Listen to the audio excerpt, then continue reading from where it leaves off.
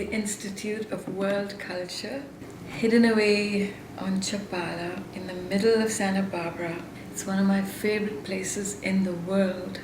The Institute of World Culture is on the cutting edge of promoting and shaping the culture of the future.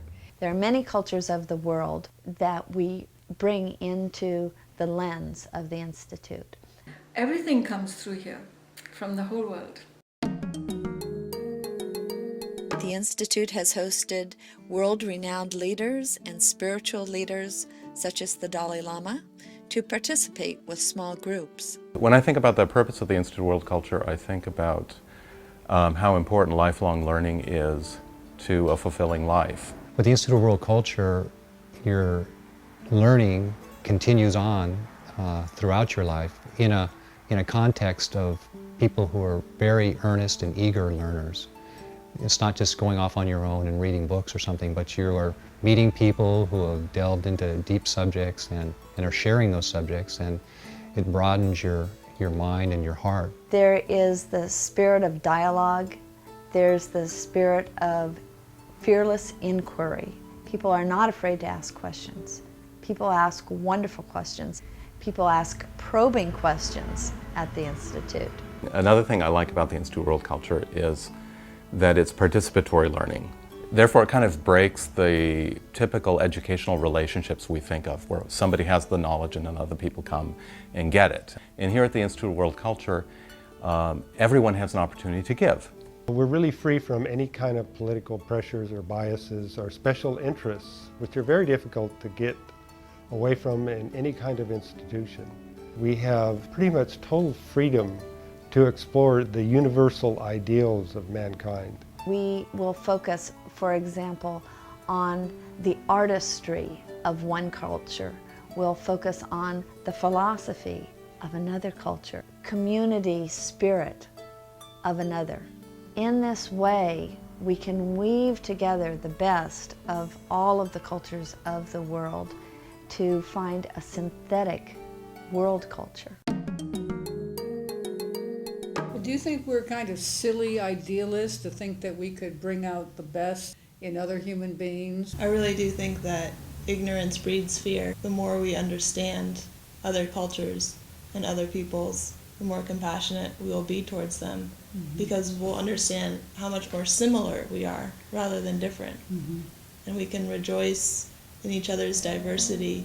A term culture is intimately connected with activities like cultivation, agriculture. A cultural activity nourishes, it reinforces and gives security to human life. We kind of till the soils of different parts of the world and try to draw out the nutrients and the elements that are combining to give that culture a really vibrant expression.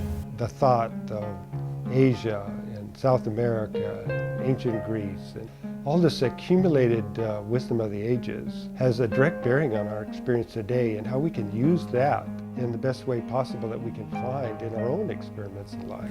And consider the loftiest ideas of mankind. It's Thoreau, Thomas Paine, the Buddhists, the Hawaiian indigenous people. I akaluna o hila wea. Akaluna.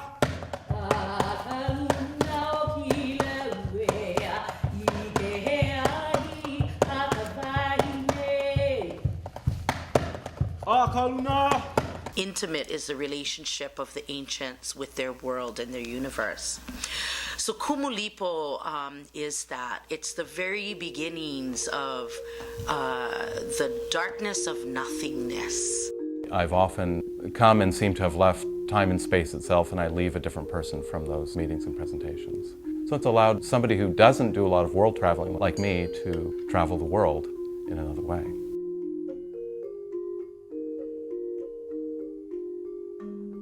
Last year, I helped organize a week-long Gandhi retreat, like Gandhi's ashrams in India. We brought over a woman who had started an organization in India, Sashi Tyagi. We brought in 18 people for a week-long retreat. The participants practiced bread labor. We would work every day building a walking meditation labyrinth. We learned about ahimsa, nonviolence, various principles that I think the participants were really able to incorporate into their daily lives. We begin in small ways. Lao Tzu, the great Chinese philosopher, says that the journey of 1,000 miles begins with a single step. And that is precisely what Gandhi assured us that we could do. Each one of us can and must begin in our own specific and individual way, but we can still practice nonviolence.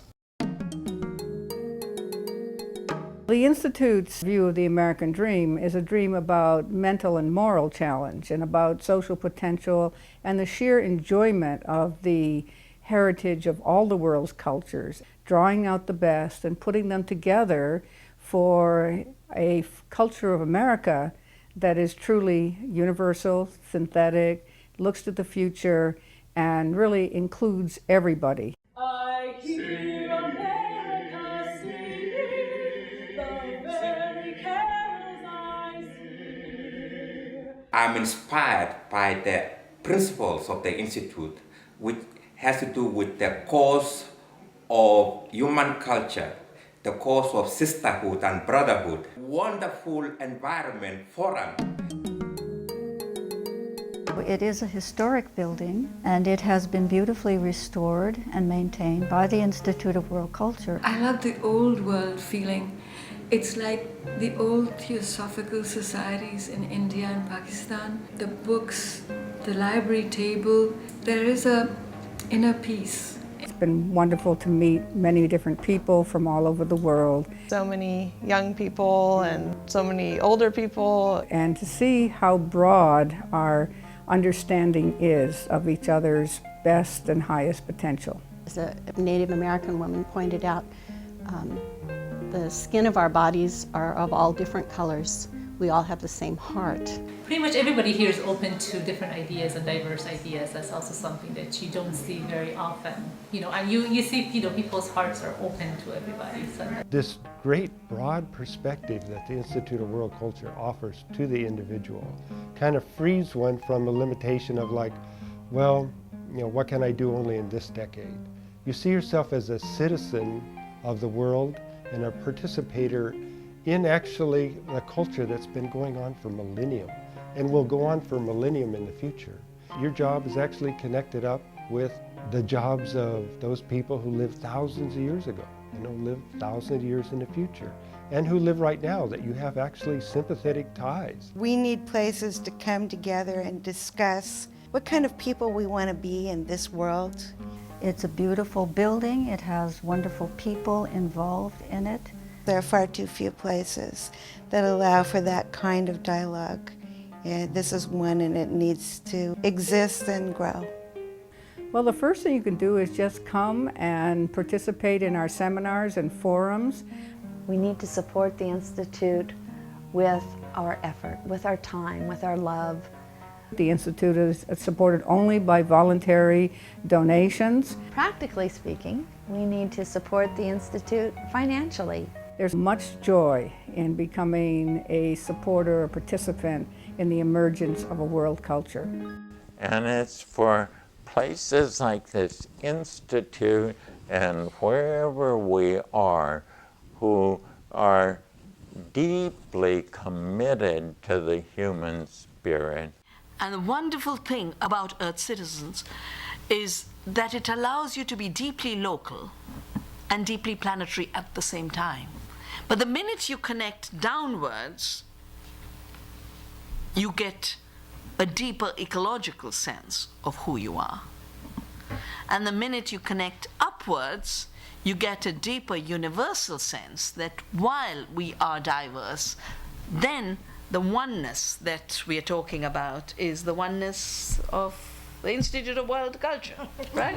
We can just read out the manifesto and it's all there.